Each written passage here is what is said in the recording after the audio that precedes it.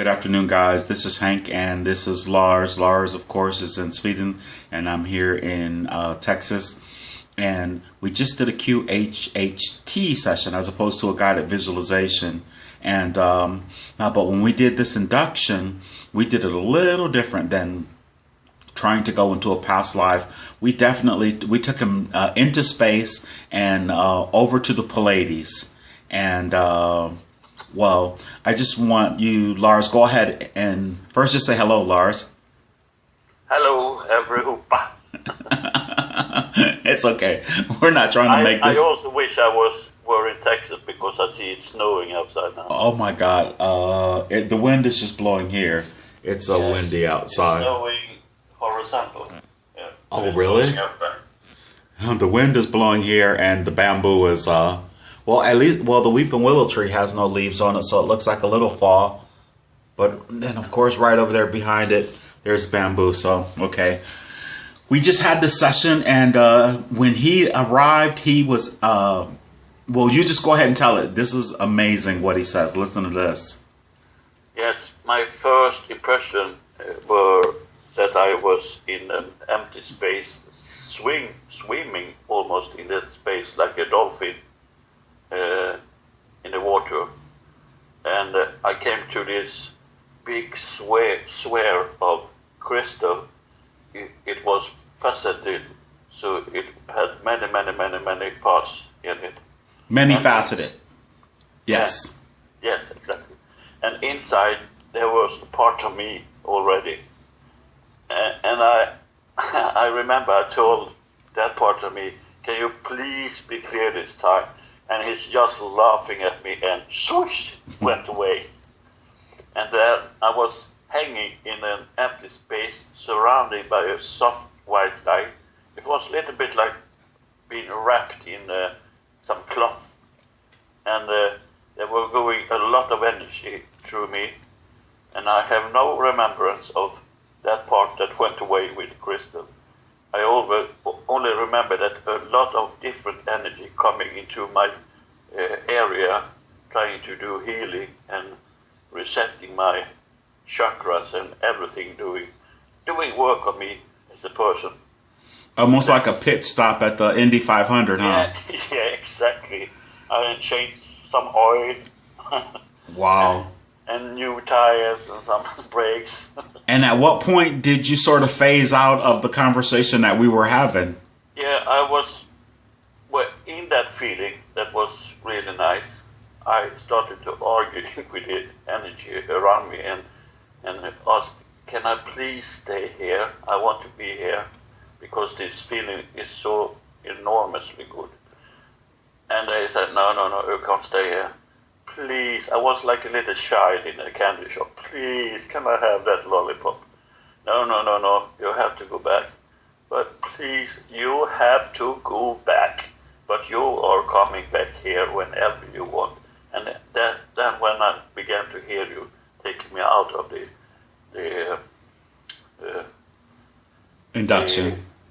Induction, yeah. Then when I started to realize my surroundings a little more. Becoming more conscious. Yeah. Becoming more aware of what's happening around me, yeah. So it was almost like they sent me back. That's. I remember I said to myself, I don't care if I die now, I can stay here forever. Wow. But it was not my time, I guess. And I had no saying in that at all. The most interesting part is you were there being luxuriated while this ninth, well, he didn't say from a ninth collective or anything like that, but he did say it was a Pleiadian. And since we had been connecting to the ninth collective, that's why I said that, but it was a Pleiadian. And they came forward and spoke the entire time. It was interesting because when they came through, if everyone looks at the video, when they look at the video, they'll say how you sort of shifted. But I definitely, when you came out of it, it was like, it just reminded me of Bashar, because it was like you just popped back into yourself, or they popped out of you. It felt like that. It felt like you have been squeezed rather hard, and then some let go of you. It's this feeling that, oh, I have space around me again. so it was almost like I popped out. I watched that movie on Guy MTV about a bunch of different channelers, and they were all saying that that was happening because that was a total channeling. But in the meantime, an hour and 7 minutes had went by the entire session, and not until you know, because you don't remember anything that happened after that, correct? Not at all. I remember a feeling. No, not in that session. I was not there, not in my awareness anyway. But I have a feeling of vibrating very fast in my whole body. It was vibrating like you were sitting on what is called a vibrator or a washing machine. A vibrator, like they have in the hospital with the, yes. with the testing tubes. Yes. Sitting on a vibrator. or on the washing machine. yeah. That's, the washing machine when it's that's the only thing I can think of. But I remember that feeling also, and that feeling that I really wanted to stay. I haven't had that before. It's a good feeling, but now I felt like I can let go. I can stay here forever. Wow, it was amazing. Wait till you hear what you said. Even like I said, in the midst of it, when I'm listening. Oh, and I can say this. You spoke the clearest English ever. I mean, loud and clear. Really loud and really clear. About time.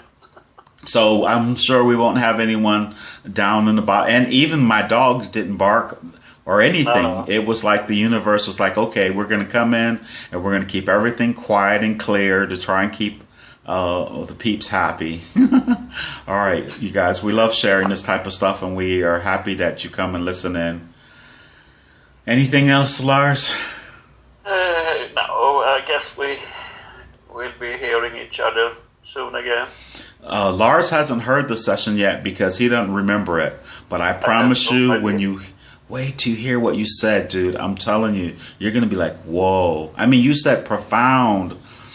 You're making me curious now. I mean, really profound things that I've been saying in my poems for all of this time, and it all just literally welled up out of you. And I really have to think that it had a lot to do with the conversation that we had beforehand, which set the stage, which is what QHHT does. Normally you go in, you have a 2-hour interview really talking to the person about what you want to bring to the forefront, and that's what we did. And then once we get under in the higher voice, or even other entities that are close and related to us come forward and give us these messages, and awesome stuff we're doing here. I'm feeling sort of proud right now, and that is my third dimensional ego. So just before you don't have to tell me down. And I want to say also to all of you out there, take time and read Hank's poems.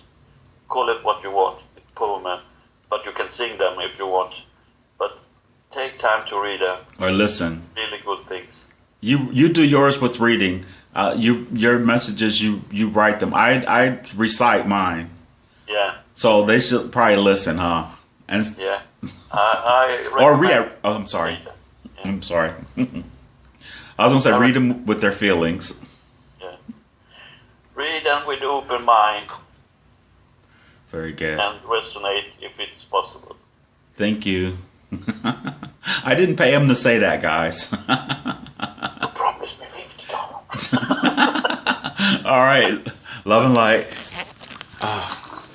Namaste.